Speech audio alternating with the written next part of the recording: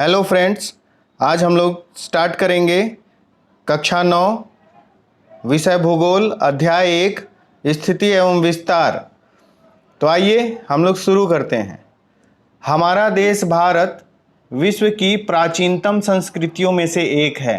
भारत की समृद्धि प्राकृतिक विविधता ने इसे अनेक सांस्कृतिक विविधताओं से अलंकृत किया है। यहाँ यह बताया गया है कि भारत एक बहुत ही प्राचीनतम संस्कृतियों में से एक है। इसका मतलब कि भारत का इतिहास, भारत का गौरव, भारत की संस्कृति, सभ्यता, समाज बहुत ही प्राचीन है, पुराना है और यह उस वक्त बहुत समृद्ध हुआ करता था। प्राकृतिक विविधता का मतलब हो गया कि भारत में जितने भी संसाधन हैं वो बहुत हैं, भरपूर हैं। यहाँ पहाड़ है, उसी पहाड़ में जंगल है, पेड़ पौधों की विविधता है, जानवरों की विविधता है। पठारी क्षेत्र है, उसमें हमारे लिए बहुत तरह के मिनरल्स हैं। उसमें कोयला, पेट्रोल, सोना, चांदी, हीरा, इन सब के अलावा लोहा, बहुत सारी चीज़ें हैं। और भारत के तटीय क्षेत्र भी हैं, भारत के प्रायद्वीपीय क्षेत्र भी हैं और ये सब कुछ भारत की विविधता को, प्राकृतिक विविधता को समृद्ध बनाता है। सिंधु घाटी की प्राचीन सभ्यता भारत में ही विकसित हुई। बिहार में स्थित वैशाली विश्व का पहला गणराज्य है।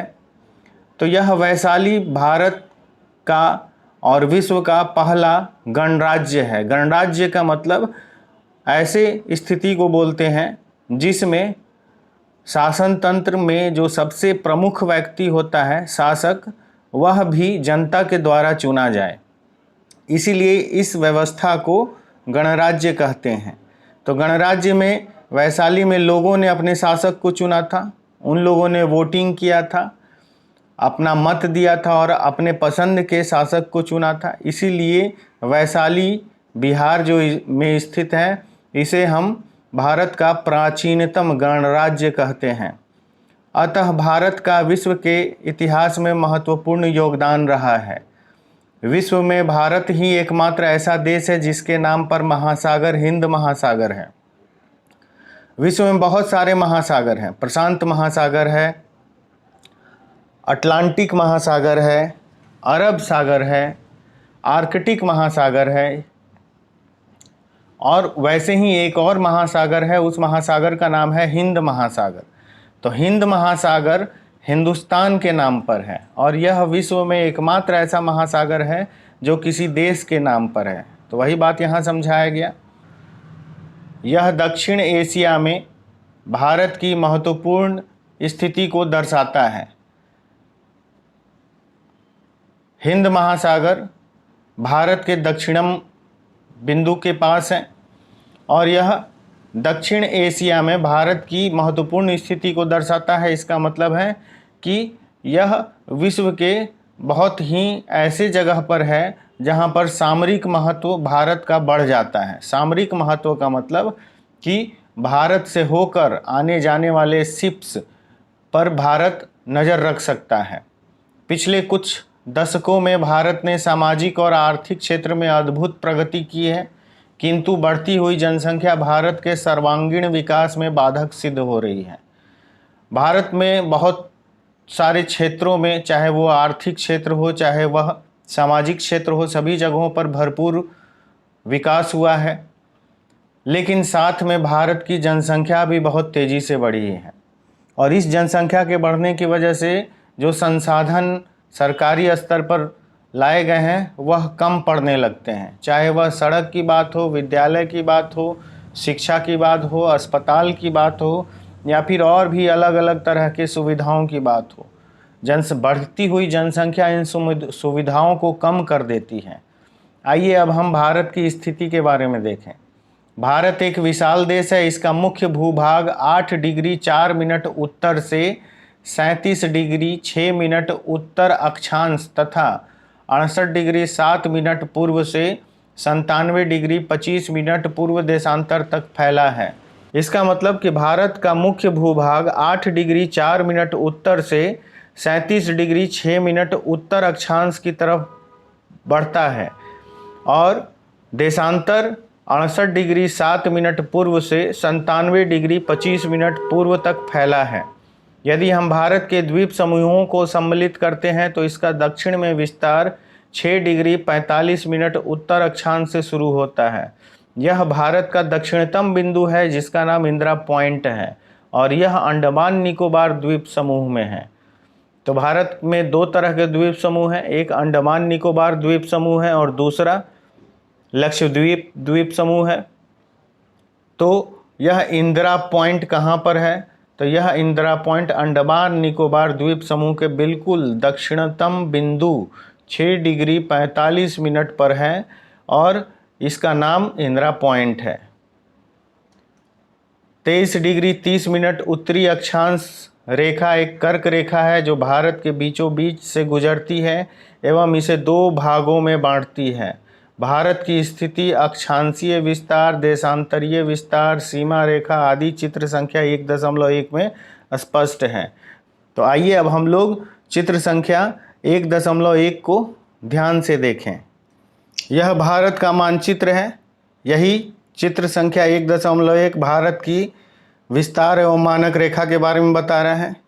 हम लोगों ने जो अभी पढ़ा वह यह कि भारत एक विशाल देश है। यहाँ सामाजिक, सांस्कृतिक और आर्थिक बहुत प्रगति हुई है। बिल्कुल भारत के बीचों बीच यह जो डॉटेड लाइन है इसे ही हम कर्क रेखा कहते हैं और यह कितने डिग्री पर है? तो 23 डिग्री 30 मिनट उत्तरी अक्षांश बोलते हैं। इस डॉटेड लाइन को हम कर्क रेखा बोलते हैं। आगे भारत का अक्षांश यह 8 डिग्री 4 मिनट उत्तरी अक्षांश है। इसे हम अक्षांश रेखा बोलते हैं। यह जितनी रेखाएं आई हुई हैं पश्चिम से पूर्व की तरफ, जितनी भी रेखाएं खींची हुई हैं, यह सब उत्तरी अक्षांश रेखाएं कहलाती हैं। भारत का दक्षिणी बिंदु 8 डिग्री 4 मिनट उत्तरी अक्षांश कहलाता है और भारत का सबसे उत्तर दिशा वाला सबसे उच्चतम बिंदु अक्षांश में 37 डिग्री 6 मिनट है। ठीक है, 37 डिग्री 6 मिनट उत्तरी अक्षांश। तो यह भारत का स्थिति हो गई अक्षांश के रूप में। और यह जो नॉर्थ पोल से साउथ पोल की तरफ जितनी रेखाएं खींची हुई है, यह सारी रेखाएं देशांतर रेखाएं हैं। तो भारत का यह विस्तार, देशांतरीय विस्तार कितना है? तो 68 डिग्री 7 मिनट पूर्व से लेकर 97 डिग्री 25 मिनट पूर्व तक है। यह भारत का देशांतरीय विस्तार है। और यह भारत का चौड़ाई हो गया, 2933 किलोमीटर भारत की चौड़ाई हो गई। और यह भारत की लंबाई है 3214 किलोमीटर। तो 3214 किलोमीटर भारत का उत्तर से दक्षिण का विस्तार, इसका मतलब यह भारत की लंबाई हो गई। और 2933 किलोमीटर यह पूर्व से पश्चिम तक भारत का चौड़ाई हो गया। यह जो डॉटेड ब्लैक लाइन यहाँ दिख रहा है, यह डॉटेड ब्लैक लाइन भारत का भारतीय मानक समय बोलते हैं। भारतीय मानक, पूरे भारत की चौड़ाई लंबाई बहुत विस्तृत है, इसलिए भारत के बिल्कुल बीचों बीच एक काल्पनिक रेखा खींची हुई है। इस काल्पनिक रेखा को कितने डिग्री पर खींचा गया है? 82 डिग्री 30 मिनट पूर्व देशांतर।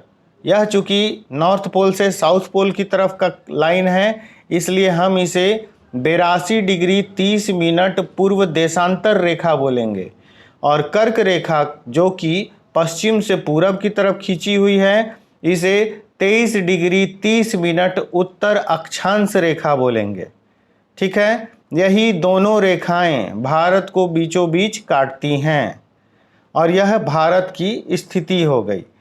आइए अब हम लोग कुछ भारत के द्वीपीय क्षेत्रों को देख लें। यह अंडमान और निकोबार द्वीप समूह है भारत का, और यही द्वीप समूह बिल्कुल यह पॉइंट 6 डिग्री 4 मिनट पर है।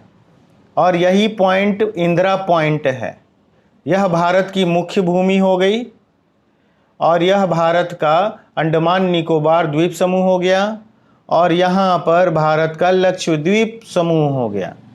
यहाँ नीचे में ये पार्ट हिंद महासागर हो गया, यहाँ अरब सागर हो गया, यहाँ बंगाल की खाड़ी हो गई। ठीक है, यहाँ कुछ पड़ोसी देश हो गए, यह पाकिस्तान है, यहाँ पर अफ़गानिस्तान है, यह चीन है, यह नेपाल है, यह भूटान है, यह बांग्लादेश है, यह म्यांमार है। और इस लक्षद्वीप के ठीक नीचे यहाँ पर मालदीव नाम का द्वीपीय भारत का पड़ोसी देश है और यह श्रीलंका है। इस तरीके से भारत के कुछ पड़ोसी देशों को भी हम लोगों ने देख लिया। आइए अब इस भारत का हम लोग आकार देखें। आकार, भारत का क्षेत्रफल 32.8 लाख वर्ग किलोमीटर है, जो विश्व के कुल भौगोलिक क्षेत्रफल का 2.4% है। तो इसका अर्थ हुआ कि भारत का कुल क्षेत्रफल, जो भारत की लंबाई चौड़ाई है, यह सब कुछ मिला दिया जाए तो 32.80 लाख वर्ग किलोमीटर क्षेत्र हो गया और यह विश्व के कुल क्षेत्रफल का सिर्फ 2.4% है। जैसा कि आपको यहाँ एक चित्र दिख रहा है, इस चित्र में भारत की स्थिति 7वां नंबर पर है। भारत से बड़े बड़े कुल 6 देश हैं। इन 6 देशों की स्थिति कुछ ऐसी है। सबसे बड़ा देश रूस है, उसके बाद कनाडा है, तीसरा नंबर पर देश संयुक्त राज्य अमेरिका है, चौथा पर चीन है, पांचवा पर ब्राज़ील है, छठा नंबर का देश ऑस्ट्रेलिया है और 7वां नंबर पर देश भारत है, जिसका कुल क्षेत्रफल 32.8 लाख वर्ग किलोमीटर है। और इस तरीके से यह विश्व के कुल क्षेत्रफल का सिर्फ 2.4% है। ठीक है, अब आइए भारत की स्थल सीमा को देखा जाए। भारत की स्थल सीमा रेखा अत्यंत विशाल है। इसकी स्थल सीमा रेखा तटीय सीमा रेखा का लगभग दुगना है। स्थल सीमा रेखा की कुल लंबाई 15,200 किलोमीटर है। मुख्य भूमि की तटीय सीमा रेखा 6,100 किलोमीटर है और भारतीय द्वीपों की तटीय सीमा रेखा जोड़ देने पर इसकी कुल लंबाई 7,516.6 किलोमीटर हो जाती है। तो यहाँ पर यह समझाया गया कि भारत जमीनी रूप से, स्थलीय रूप से अपने पड़ोसी देशों से जो जुड़ा हुआ है, वह स्थलीय सीमा रेखा 15,200 किलोमीटर है। यह भारत की स्थलीय सीमा है।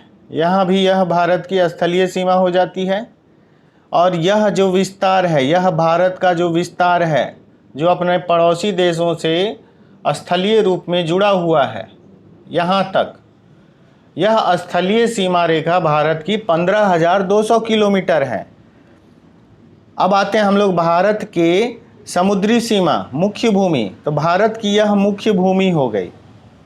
यह जो क्षेत्र है समुद्र में सटा हुआ भारत का समुद्री सीमा, यहाँ पश्चिम बंगाल तक, यह भारत की मुख्य भूमि का समुद्र तटीय विस्तार है। और यह कितना है? तो यह 6100 किलोमीटर है, 6100 किलोमीटर लंबाई है।